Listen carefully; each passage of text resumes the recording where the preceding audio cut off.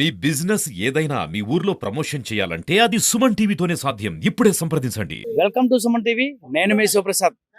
ఏజెన్సీలో ఉన్న గిరిజన డిఎస్సి అభ్యర్థులకు 100% కూడా వారికే ఉద్యోగాలు కేటాయించాలంటూ రంపచోడవరం నియోజకవర్గ పరిధిలో గల పలు మండలాల్లో ఇప్పటికే గిరిజన యువత ధర్నాలు అలాగే ఆందోళనలు చేపట్టిన విషయం విదితమే. ఇదే విధంగా 100% కూడా ఏజెన్సీ వ్యాప్తంగా ఉన్న గిరిజనులకు డిఎస్సిలో ప్రత్యేక డిఎస్సిని ప్రకటించాలని, అలాగే వారికే 100% ఉద్యోగాలు ఇవ్వాలంటూ వారైతే ఆందోళన వ్యక్తం చేస్తున్నారు. ఇది ప్రతి మండల కేంద్రాల్లో కూడా ఒక సమావేశాలను ఏర్పాటు చేసుకొని ఇప్పటికే రాష్ట్ర, జిల్లా, నియోజకవర్గ, మండల స్థాయి ప్రజాప్రతినిధుల నాయకులతో కలిసి డిఎస్సి అభ్యర్థులు సమావేశం నిర్వహించారు.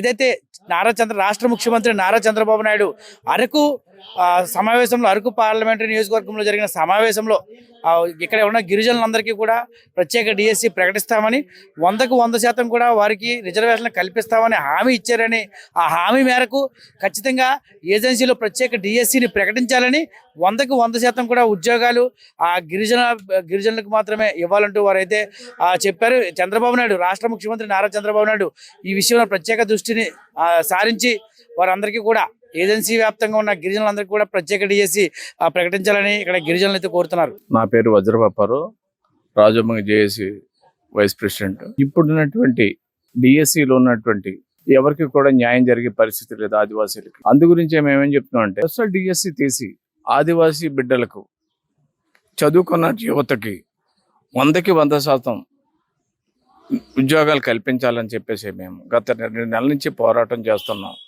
అయినప్పటికీ కూడా ప్రభుత్వం నుంచి సరైనటువంటి ఏ నిర్ణయం కూడా తీసుకోలేదు. ప్రభుత్వం 100% ఇస్తానని చెప్పేసి జీవో నెంబర్ తీసుకొస్తాను మరలా అని చెప్పేసి చంద్రబాబు నాయుడు గారు ఆ రోజు అరకు వెళ్ళి ఇచ్చినటువంటి వాగ్దానాన్ని నిలబెట్టుకోవాలని చెప్పేసి ఆదివాసీలందరం కూడా కోరుకుంటున్నాం. అలాగే ఆదివాసీలందరికీ న్యాయం జరిగితే మాకు చాలా సంతోషం. లేకుంటే మాత్రం ఇక్కడ ఆదివాసీ ప్రాంతం మనుగడ లేకుండా పోతుంది. ఇప్పటికే జీవో నెంబర్ తీసేశారని చెప్పేసి మేము ఆందోళన చెందుతున్నాం. అలాగే 1/70 యాక్ట్ కూడా తీసేస్తారని ఆందోళన ఉన్నాం మేము. ఇలాంటి భయంకరమైనటువంటి గుండెకాయ ఇలాంటి చట్టాలను తీసేస్తుంటే, జీవోని తీసేస్తుంటే ఈ ఆదివాసీ ప్రాంతంలో ఉన్నటువంటి ఆదివాసీలకే తీరని అన్యాయం జరుగుతుంది. కాబట్టి ఎట్టి పరిస్థితుల్లోన ఇక్కడ ఉన్నటువంటి ఆదివాసీలకి 100% ఉద్యోగాలు కల్పించాలి. లేనట్లయితే ఇప్పటికే ఆదివాసీ జేఏసీ, ఆదివాసీ డిఎస్సి సాధన కమిటీ కూడా మంత్రి గారి దగ్గర 4-5 దఫాలుగా వెళ్ళడం జరిగింది. మంత్రి గారు కూడా సరైన స్పందన లేదు. అలాగే ప్రభుత్వ అధికారుల దగ్గరికి కూడా వెళ్ళాము, అక్కడ కూడా సరైన స్పందన లేదు.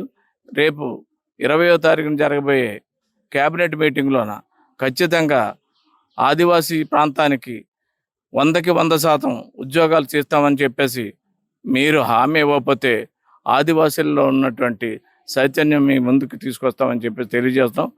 రేపు జరగబోయే రైలు రకోలో కూడా ఆదివాసులు ఉవ్వెత్తున ఉద్యమం చేయడానికి కూడా సిద్ధంగా ఉన్నారని తెలియజేస్తున్నాం. మీరిచ్చిన హామీని, చంద్రబాబు నాయుడు గారు మీరు ఇచ్చిన హామీని ఖచ్చితంగా నెరవేరుస్తారని చెప్పేసి మేము ఎదురు చూస్తున్నాం. మీరు న్యాయం చేస్తారని చూస్తున్నాం. కానీ ఆదివాసీలకి అన్యాయం చేయకుండా మీరు మంచి ఆలోచనతోటి 100% ఆదివాసీ ప్రాంతంలో ఉన్నటువంటి ప్రత్యేకమైన స్పెషల్ డిఎస్సిని చేసి ఆదివాసీ ప్రాంతంలో నిరుద్యోగులుగా ఉన్నటువంటి అందరికీ కూడా న్యాయం చేసి స్పెషల్ డిఎస్సిని తీసి 100% మీరు న్యాయం చేయాల్సింది కోరుతున్నాం. ఈరోజు రాజమండ్రిలో స్పెషల్ డిఎస్ సాధనకై జరుగుతున్నటువంటి ఉద్యమాన్ని భవిష్యత్తు కార్యాచరణకై మండలంలో సమావేశం నిర్వహించడం జరిగింది. ఏదైతే 15వ తారీఖు వరకు రాష్ట్ర ప్రభుత్వం ఏదో ఒక శుభవార్త ఆదివాసులకి తెలియజేస్తుందని చూసామో, 15వ తేదీ కూడా రాష్ట్ర ప్రభుత్వాన్ని ఈ ప్రాంతంలో ఉన్నటువంటి నిరుద్యోగుల పట్ల ఎటువంటి న్యాయం చేసే ఆలోచనతో లేదు. కాబట్టి మేము భవిష్యత్తు కార్యాచరణ సిద్ధం కావడానికి ఈరోజు ఈ సమావేశం పెట్టాం. మేము రాష్ట్ర ప్రభుత్వానికి అడుగుతున్నాను, మీరు ఇచ్చినటువంటి ఎన్నికల హామీని ఎందుకు నెరవేర్చారని అడుగుతున్నాం. ఈరోజు ఏజెన్సీ ప్రాంతంలో ఉన్నటువంటి పోస్టుల్ని ఇప్పుడు ఓపెన్ డిఎస్లో మీరు ఇచ్చారు. ఓపెన్ డిఎస్లో ఇచ్చినప్పుడు ఈ ప్రాంతంలో 5th షెడ్యూల్ ఏరియాలో కనీసం నాన్ ట్రైబ్ ఉండకూడదని చెప్పుతున్నప్పుడు 40 సంవత్సరాలు 20 సంవత్సరాల సర్వీస్ మీరు ఎట్లా ఇస్తున్నారు అనేసి మేము అడుగుతున్నాం. అందుకేంటంటే ఈ ప్రాంతంలో మీరు ఏ ఉద్యోగం మైదాన ప్రాంతం నుంచి ఇవ్వాలి అనుకుంటే టీఎస్సీ తీర్మానాలు లేకుండా ఈరోజు మీరు ఎట్లా ఉద్యోగాలు ఇస్తున్నారని చెప్పి మేము అడుగుతా ఉన్నాం. అందుకే రాష్ట్ర ప్రభుత్వం 5th షెడ్యూల్లో ఉన్నటువంటి ఏదైతే రైట్స్ ఉన్నాయో ఆ రైట్స్ మీరు అమలు చేయండి. అమలు చేస్తే ఆటోమేటిక్గా మా ఉద్యోగాలు మాకు వస్తాయి. అందుకేంటంటే 5th షెడ్యూల్లో ఉన్నటువంటి రైట్స్ని మీరు అమలు చేయకుండా ఈరోజు రాష్ట్ర ప్రభుత్వాన్ని రాష్ట్ర వ్యాప్తంగా ఉన్నటువంటి నిర్ణయాల ప్రకారంగా మీరు ఏజెన్సీ ప్రాంతాల్లో మీ నిర్ణయాలు తీసుకుంటే మాత్రం ఇది సరైంది కాదు. ఏజెన్సీ ప్రాంతంలో ప్రత్యేకమైన చట్టాలు హక్కులు ఉన్నాయి.